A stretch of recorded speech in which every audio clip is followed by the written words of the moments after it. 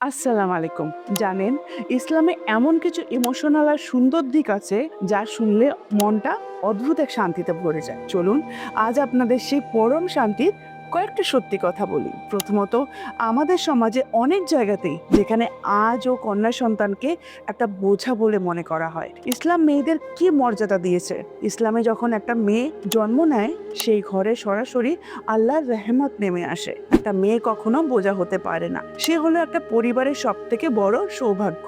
দ্বিতীয়, ভেবে দেখুন তো একবার, আমাদের যখন খুব মন খারাপ থাকে, আমরা যখন আমাদের আল্লাহর কাছে কিছু চাইতে যাই, তখন কি আমাদের মাঝখানে অন্য কোনো মানুষের দরকার পড়ে? না, একদম না।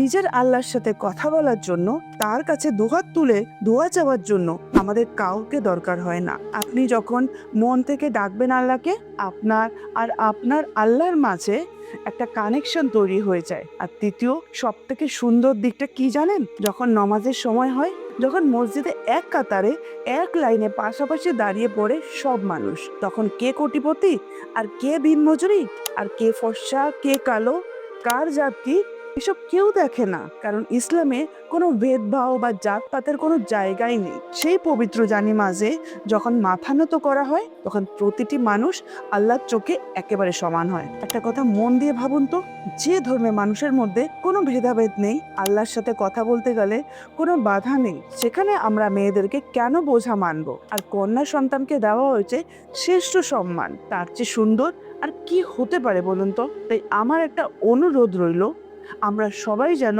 কন্যা সন্তানকে বোঝা না মনে করি। সুস্থ থাকবেন, ভালো থাকবেন।